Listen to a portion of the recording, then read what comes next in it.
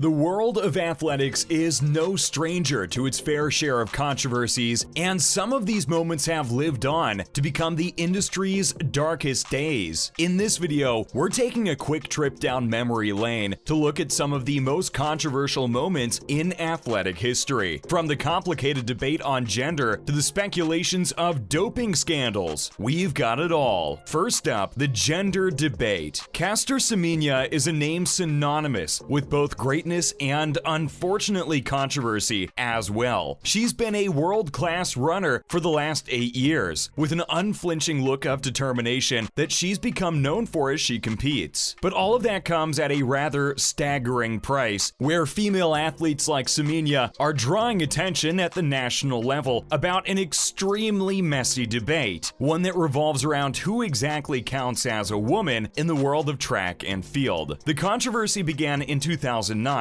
when an 18-year-old Semenya won the World 800-meter gold in Berlin with a record-breaking time of 1 minute and 55.45 seconds, which is an incredible progression in elite-level athleticism. After the race, the International Amateur Athletic Federation, now known as World Athletics, prompted Semenya to request to undergo a sex verification test, which went on to reveal that her body had 3 times the amount of testosterone that is typically found in most female athletes. As a result of the test, the young athlete was declared ineligible to compete for the next 11 months. Let's talk about hyperandrogenism. The crux of the controversy surrounding Semenya is one of hyperandrogenism, a condition where a woman's body produces high levels of testosterone, completely atypical in nature. It's an intersex condition, and the abnormal levels of testosterone in the body build greater muscle mass, allowing her to run faster. As crude as it sounds, the question has always been whether it's fair or not to allow all female athletes to compete against each other, with or without their bodies producing atypical amounts of testosterone, or set an upper limit on the levels of testosterone found. If such is the case, women like Semenya will have to artificially reduce the testosterone in their bodies in order to compete. At the end of the day, if other athletes get to take advantage of some sort of genetics that's worked out for them, who's to say females with naturally high testosterone levels can't be treated the same way? This isn't a simple issue of doping, but a much more complicated and nuanced debate on gender and what it means to us today. Next, the track and field doping scandal. Track and field superstar Sha'Carri Richardson was on top of the world when, after a stellar performance and securing a win at the 100-meter Olympic trials, she thought she had finally made it and was on her way to the Tokyo Olympics. But disaster struck, and one positive test for marijuana later, Richardson was suspended for 30 days, stripped of her title, and had her Olympic trial win completely nullified. The suspension meant she could no longer make it to Japan and compete for the prestigious Olympic gold. It's heartbreaking to have your dreams shattered at the mere age of 21, but it's a whole other level when your Olympic goals are snatched from right under your nose. The shocking news made headlines everywhere and started a widespread dialogue among supporters of the track and field athlete, calling for the World Anti-Doping Agency to review and reconsider its policies regarding marijuana and why the substance was banned in the first place. The dialogue triggered a sea of support for the young athlete and heavy criticism regarding anti-doping rules and regulations. Richardson's supporters claim that much of the stigma surrounding marijuana is just not there anymore, and dozens of cities in the United States have also legalized its use. Their plan worked, and by September, the World Anti-Doping Agency announced that it would be making an effort to review its policy on cannabis or marijuana as a banned substance in 2022. But it was too late by then, and Richardson had already suffered a stunning setback and accepted the reality of dashing all of her Olympic dreams. Poor Richardson. Her doping scandal made headlines everywhere and caught the world completely by surprise, but she did show some maturity and poise in the light of her scandal, as she acknowledged her mistakes following the suspension. She clarified that she used marijuana to cope with the emotional trauma of her mother's recent death, but by then, the damage was done, and her reputation had already suffered the worst. And now, the cycling scandal of the early 2000s. Once a dominating presence at the Tour of California, cyclist Floyd Landis was a man made of steel with unmatched skills. If you're familiar with the world of cycling, the Tour of California is essentially a cycling race spanning over 8 days that brings to its platform some of the world's most talented riders. Landis was a masterclass in the art of cycling and went on to become the Tour de France champion in 2006, a title that was given to him only to be taken away thanks to a doping scandal. News of the rider's doping scandal completely blew up, and at first, Landis vehemently denied the use of any sort of performance-enhancing drugs. But with his reputation in tatters and his personal life and career at an all-time low, new allegations came to light 4 years later in 2010 from Landis himself. The athlete claimed that he, along with several other American cyclists, were heavily involved in a systemic form of doping, which is a serious allegation for any athlete's career. But with new evidence of email messages to cycling officials, not only did Landis speak about his own doping practices in great detail, but also named famed former sports icon Lance Armstrong as well. Next, things get ugly for everyone. Landis claimed that he saw Lance Armstrong, among others, inject blood boosters and make the use of blood transfusions to increase their endurance, which would obviously ultimately end up helping them to win races. He also claimed that some of the riders also made use of human growth hormones and steroids to build muscle mass. We get that constantly moving and cycling in the heat and those long racetracks can't have been easy, but come on, what's up with the constant use of performance-enhancing drugs, guys? Even our amateur brains know that's cheating, and you can't win like that. The controversial allegations brought a large cloud of doom over Stage 5 of the Tour of California, and it was further made worse when Armstrong ended up crashing with a severely injured elbow and 8 stitches near his left eye. He decided to abandon the race. That we can understand. Landis's career and life came tumbling down the hill after that. A month after the tour, his father-in-law died by suicide, and he lost his battle against the United States Anti-Doping Agency despite rallying fans to cough up donations up to a whopping $2 million.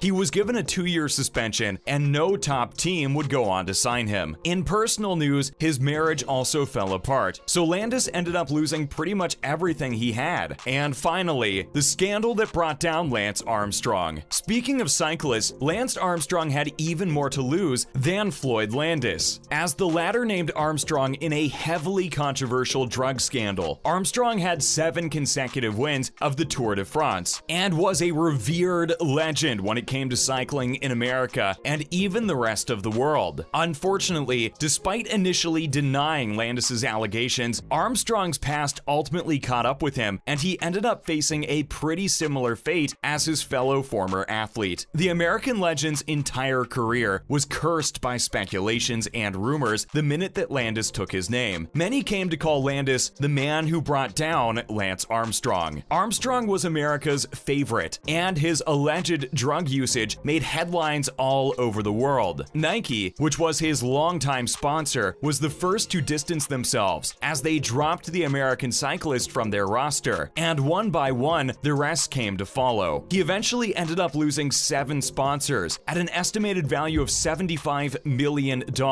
That's gotta hurt, but worst of all, he was stripped of all 7 of his Tour de France winning titles. Imagine your entire life's worth of success all gone in a minute. Poof. While the athlete finally came clean and admitted it all in an interview with Oprah Winfrey, America was totally over him knowingly cheating in races, and his career never resurfaced. He ended up selling most of his assets to pay off legal fees and settlement money well into millions of dollars. A tragic end to an American legend. Ultimately, the lesson here is simple. Don't do drugs, kids, and especially don't do them if you're a world-class athlete with a lot more to lose than most. That's a wrap for this video. Do you have any thoughts about these controversial moments in athletics? Let us know in the comments below. Make sure to give this video a thumbs up and subscribe to our channel for more videos like this. See you in the next one.